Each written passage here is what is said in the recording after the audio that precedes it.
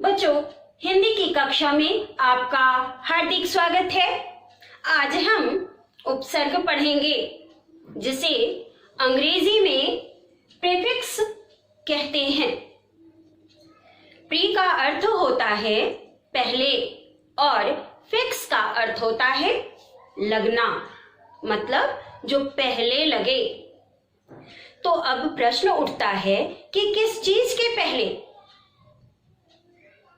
बच्चों, उपसर्ग किसी मूल शब्द के पहले लगता है ना। अब दूसरा प्रश्न उठता है कि क्या यह शब्द होता है जो किसी शब्द के पहले लगता है? तो ऐसी बात नहीं है। दरअसल उपसर्ग शब्दांश है जो किसी शब्द के पहले लगकर उसके अर्थ को बदल देते हैं, है ना। यानी ये शब्दांश है, शब्द के पहले लगते हैं और शब्द के अर्थ को बदल देते हैं। तो आइए इसकी परिभाषा को समझ लें। तो ऐसे शब्दांश जो किसी मूल शब्द के पहले लगकर उसके अर्थ को बदल देते हैं वे उपसर्ग कहलाते हैं, है ना। जैसे स्वदेश, स्व उपसर्ग लगाकर हम देश शब्द से नया शब्द स्वदेश बना सकते हैं, है ना।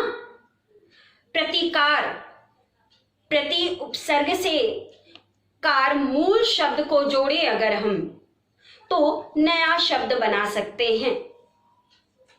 अर्थात क्या हम सभी शब्दांश को उपसर्ग कह सकते हैं? कदाचित नहीं। हम सभी शब्दांश को उपसर्ग नहीं कह सकते। शब्द के पहले लगने के कारण ही ये प्रीफिक्स या उपसर्ग कहलाते हैं। इसीलिए ये हमेशा मूल शब्द के पहले लगते हैं। तो अब प्रश्न है कि क्या ये शब्दांश एक ही तरह के होते हैं या इनमें भिन्नता है? इसके लिए हम उपसर्ग के प्रकार को पढ़ेंगे, है ना। उपसर्ग के प्रकार में पहला प्रकार है संस्कृत के उपसर्ग। इसमें संस्कृत भाषा से आए हुए उपसर्गों से संस्कृत के शब्दों का निर्माण होता है जो हिंदी में प्रयोग होते हैं। तो आइए देखते हैं संस्कृत के उपसर्ग कौन कौन से हैं। संस्कृत के उपसर्ग अंतर उपसर्ग से बना शब्द अंतरात्मा, अंतर्राष्ट्रीय, अंतर्मुखी, इन सभी शब्दों में अंतर उपसर्ग लगा है ना। अ उपसर्ग से बना शब्द है अन्याय, अखंड, अज्ञान। अति उपसर्ग से बना शब्द है अतिरिक्त, अत्याचार, अत्यधिक। उसी प्रकार अधि उपसर्ग से बना शब्द है अधिनायक, अधिकार, अध्यक्ष। अन उपसर्ग से बना शब्द है अनादर, अनेक, अनार्य। ये सभी संस्कृत के शब्द हैं। अनु उपसर्ग से बना शब्द है अनुवाद, अनुक्रम, अनुस्वार। अप उपसर्ग से बना शब्द अपयश, अपकार, अपमान। अभि उपसर्ग से बना शब्द अभिनय, अभिप्राय, अभिजात। अव उपसर्ग से बना शब्द अवगुण, अवशेष, अवनति। आ उपसर्ग से बना आगमन, आजीवन, आचरण। बच्चों, आप देख रहे हैं ये सभी संस्कृत उपसर्ग से बने संस्कृत शब्द ही हैं। उत उपसर्ग से बना उत्तम, उद्घाटन, उद्योग, उन्नति। कु उपसर्ग से बना कुमार्ग, कुपात्र, कुचाल। चिर उपसर्ग से बना चिरकुमार, चिरंजीव, चिरस्मरणीय। दुर उपसर्ग से बना दुर्गुण, दुर्घटना, दुस्साहस। नि उपसर्ग से बना शब्द है निडर, निकाज, निकम्मा। परा उपसर्ग से बना पराजय, पराधीन, परामर्श। निर उपसर्ग से बना निर्मल, निर्बल, निस्संदेह, निष्काम। ये निस या निरुपसर्ग बोले। प्र उपसर्ग से बना प्रगति, प्रमाण, प्रबल। प्रति उपसर्ग से बना शब्द है प्रतिवर्ष, प्रतिदिन, प्रतिक्रिया। वि उपसर्ग से बना शब्द है विदेश, विजय, विज्ञान। सम उपसर्ग से बना शब्द है संगति, संदेश, सम्मान। स उपसर्ग से बना सजीव, सपरिवार, सफल। सु उपसर्ग से बना शब्द सुगम, सुमति, सुयश। स्व उपसर्ग से बना शब्द स्वदेश, स्वतंत्र, स्वराज। बच्चों आपने देखा ये सभी संस्कृत उपसर्ग से ही बने शब्द हैं और इनका प्रयोग उसी रूप में हिंदी में किया जाता है। दूसरा है हिंदी के उपसर्ग। बच्चों ये हिंदी के शब्दांश होते हैं जो हिंदी के उपसर्ग कहलाते हैं।